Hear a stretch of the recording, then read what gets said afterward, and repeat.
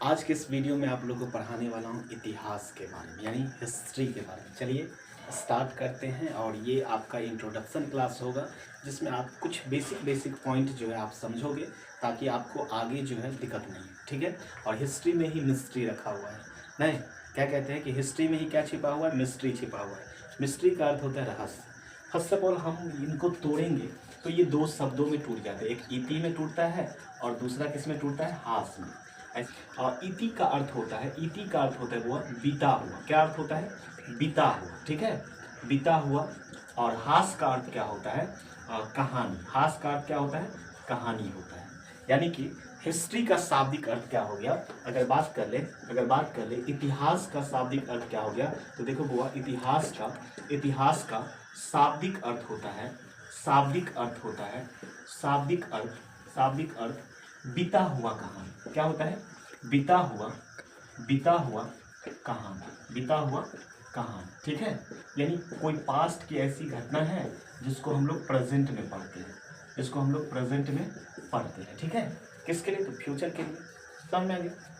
इतिहास का शाब्दिक अर्थ क्या होता है, तो बीता हुआ कहानी होता है। वैसे कहा जाए कि इतिहास जो है हमें किस चीज़ की जानकारी देती है, तो आप लोग याद रखोगे, इतिहास जो है हमें अतीत की जानकारी देती है। किसकी जानकारी देती है, तो इतिहास हमें अतीत की जानकारी देती है। समझ में आ गया। अब चलिए अगर बात करें कि इतिहास के जनक कौन है, यानी इतिहास के जनक, यानी कि कह लो फादर ऑफ हिस्ट्री। तो देखो मेरे भाई, इतिहास के जो जनक है उसका नाम क्या है, तो हेरोडोटस है। क्या नाम है, हेरोडोटस। क्या नाम है, हेरोडोटस। इतिहास के जो जनक हैं उनका नाम हेरोडोटस है। उन्होंने हिस्टोरिका नाम का किताब लिखा है। हेरोडोटस कौन सी किताब लिखे हैं, हिस्टोरिका नाम का किताब, हिस्टोरिका नामक इन्होंने बुक लिखा है। क्या लिखा है, हिस्टोरिका का जो संबंध है, हिस्टोरिका का संबंध मानी किस देश से है, तो याद रखिएगा, एक है भारत और फारस से, ठीक है, भारत और फारस से। अभी फारस का नाम चेंज करके ईरान कर दिया गया है। क्या कर दिया गया, ईरान कर दिया गया है। यानी कि आप लोग याद रखोगे कि ईरान का नेपोलियन किनको कहा जाता है, ईरान का नेपोलियन किनको कहा जाता है, तो याद रखिएगा, ईरान का नेपोलियन कहा जाता है नादिर शाह। किनको कहा जाता है, नादिर शाह। आप कहिएगा कि सर भारत का नेपोलियन किसे कहा जाता है, तो देखो मेरे भाई, भारत का जो नेपोलियन है वो कहा जाता है समुद्रगुप्त को। किनको कहा जाता है, तो समुद्रगुप्त को कहा जाता है। इसके बारे में हम लोग आगे डिटेल से पढ़ेंगे, ठीक है। चलिए अब हम इनका इतिहास का कुछ परिभाषा देख लेते हैं। तो इतिहास किसे कहेंगे, तो कहेंगे कि बीती हुई घटनाओं के क्रमबद्ध अध्ययन को क्या कहते हैं, तो इतिहास कहते हैं। मैं इसको लिख देता हूँ ताकि आप लोग इसको नोट डाउन कर लो, ठीक है, कि बीती हुई घटनाओं का क्रमबद्ध लिखित विवरण को इतिहास कहा जाता है। क्या कहा जाता है, इतिहास कहा जाता है, ठीक है, इतिहास कहा जाता है। बीती हुई घटनाओं का क्रमबद्ध लिखित विवरण को क्या कहते हैं, इतिहास कहते हैं। देखिए यहाँ तक तो ठीक है, लेकिन आपको कुछ बेसिक पॉइंट को समझना होगा। क्या समझना होगा, तो समझ लीजिए। पहला आपको समझना होगा कि ईस्वी क्या होता है, ठीक है। और दूसरा आपको समझना होगा कि ईसा पूर्व क्या होता है, पहले ईसा पूर्व समझ लेते हैं। आप यहाँ पे समझते हैं कि ईसा मसीह के जन्म के पहले के काल, यानी ईसा मसीह के जन्म के पहले के काल को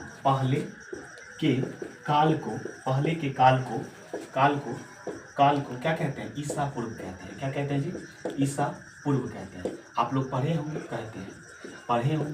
होंगे जैसे पढ़ते थे ना 600 BC, 600 ईसा पूर्व। आप कहेगा BC का फुल फॉर्म क्या होता है, तो देखो मेरे भाई, BC का फुल फॉर्म होता है बिफोर क्राइस्ट होता है, ठीक है।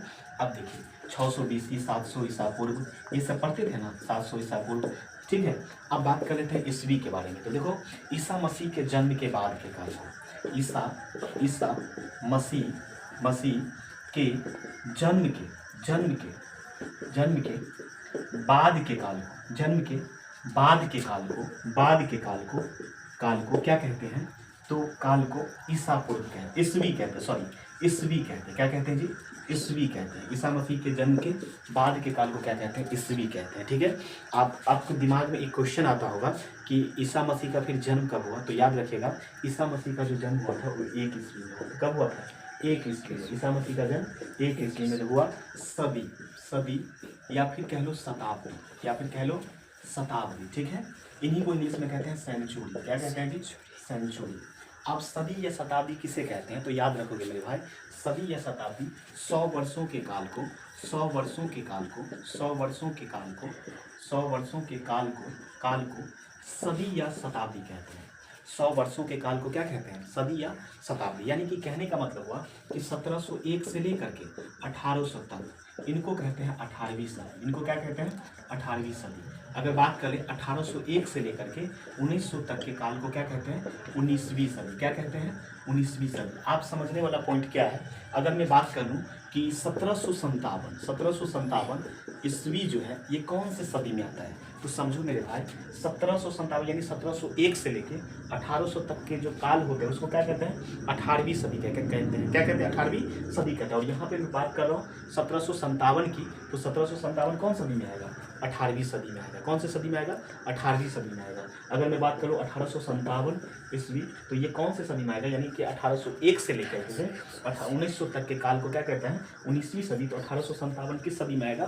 तो 19वीं सदी में आएगा। किस सदी में आएगा? 19वीं सदी में। अभी मैं बात करता हूँ कि 1998 ये किस सदी में आएगा? यानी 1998 किस सदी में आएगा? तो ये 20वीं सदी में आएगा। कैसे हुआ? तो आप याद रखोगे 1901 से लेकर के 2000 ईस्वी तक के काल को क्या कहते हैं? 20वीं सदी कहते हैं। अभी आपके दिमाग में एक थॉट आता होगा कि 2001 से लेकर के 2100 तक के काल को क्या कहते हैं? 2100 ईस्वी तक के को क्या कहते हैं? 21वीं सदी कहते हैं। क्या कहते हैं? 21वीं सदी। यानी कि 2025 हम लोग जिस ईयर में रह रहे हैं, यानी अगर बात करें 2025 जो है ये किस सदी में आता है? तो ये आप कहते हैं 21वीं सदी में। किस सदी में आता है? 21वीं सदी में आता है। ठीक है, चलिए, तो मेरे ख्याल से आपको सदी जो है वो क्लियर हो गया होगा। हम देखते हैं दशक के बारे में। किसके बारे में भाई? दशक के बारे में। ठीक है, तो दशक किसको कहते हैं? 10 वर्षों के काल को दशक कहते हैं। देखोगे 10 वर्षों के काल को, 10 वर्षों के काल को क्या कहा जाता है? तो दशक कहा जाता है। 10 वर्षों के काल को क्या कहा जाता है? दशक कहा जाता है। जैसा कि आप लोग याद करो कि हरित क्रांति जो हुआ था, प्रथम हरित क्रांति कब हुआ था? 1967 ईस्वी में बात कर रहा हूँ। तो 1967 जो है ये कौन से दशक में आएंगे? तो ये आएंगे आपके 1960 के दशक में। किस दशक में आएंगे जी? 1960 के दशक में। हमारा जो देश स्वतंत्र हुआ 1947 ईस्वी में, ये किस दशक में आएंगे? तो आप कहेंगे कि सर ये 1940 के दशक में आएंगे। किस दशक? इतिहास के जो काल होते हैं, इतिहास के काल को 3 भागों में बांटा गया। कितने भागों में? 3 भाग। पहला की अगर बात कर लें तो पहला होता है प्रागैतिहासिक काल।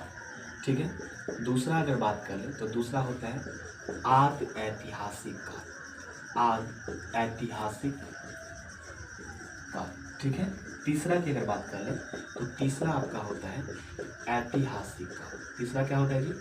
ऐतिहासिक काल होता है। ठीक है, इतिहास के काल को कितने भागों में बांटा गया है? तो इतिहास के काल को 3 भागों में बांटा गया है।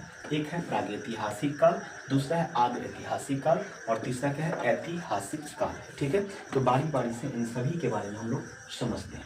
देखिए, प्रागैतिहासिक काल किसे कहते हैं? हम ये कह सकते हैं वह काल जिसका कोई लिखित विवरण नहीं। मतलब प्रागैतिहासिक काल में जो है ना, कोई लिखित विवरण नहीं मिलता है। इसमें कोई जो है लिखित विवरण नहीं मिलता है। क्या नहीं मिलता है मेरे भाई? लिखित विवरण। ठीक है, लिखित विवरण जो है लिखित विवरण नहीं मिलता है। ठीक है, मिलता है। और दूसरा जो आपका था आद ऐतिहासिक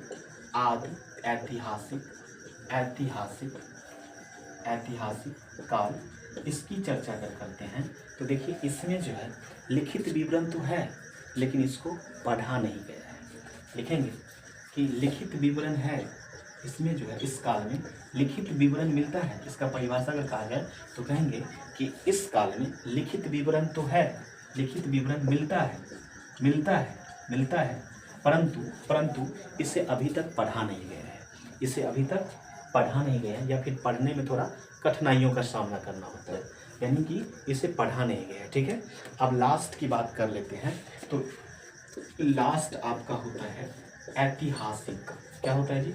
ऐतिहासिक काल, यानी कि इसकी चर्चा करते हैं तो इसमें तो लिखित विवरण है और इसे आसानी से पढ़ा गया है, जिसे मतलब कह सकते हैं वह काल जिसमें लिखित विवरण हो और जिसे सरलता से पढ़ा जाता हो उसे कहते हैं ऐतिहासिक काल। उसे क्या कहते हैं? ऐतिहासिक काल। ठीक है, अब बात करते हैं हम लोग भारत के इतिहास के बारे में। इसके बारे में अब हम लोग चर्चा करते हैं भारत के इतिहास के काल के बारे में। तो देखो मेरे भाई, भारत के इतिहास के काल को 3 भागों में बांटा गया है। कितने भागों में?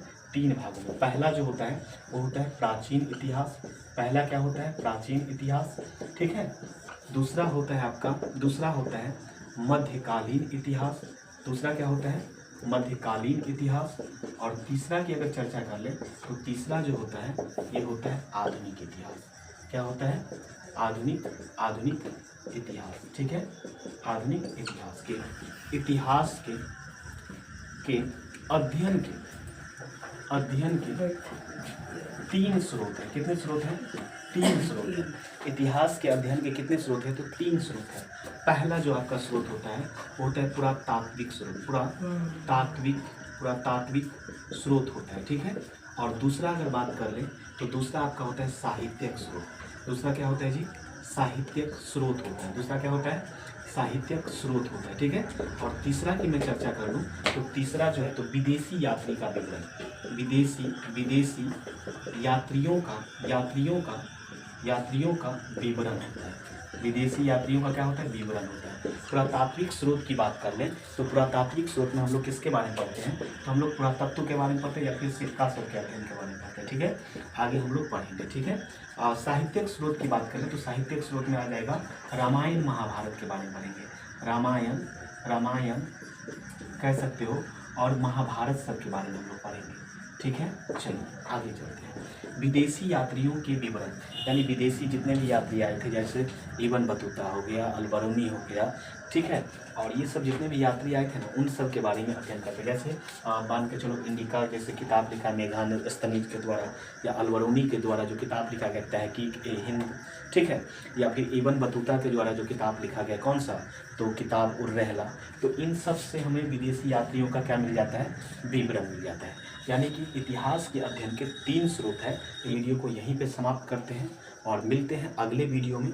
और मैं क्लास 12 का चैप्टर वाइज हिस्ट्री पढ़ाने वाला हूं और एक एक पॉइंट, एक एक क्वेश्चन आपको मैं बताने वाला हूं, ताकि आपको एग्जाम में किसी भी प्रकार की कोई कठिनाई नहीं हो। ठीक है, तो आज के वीडियो में बस इतना ही।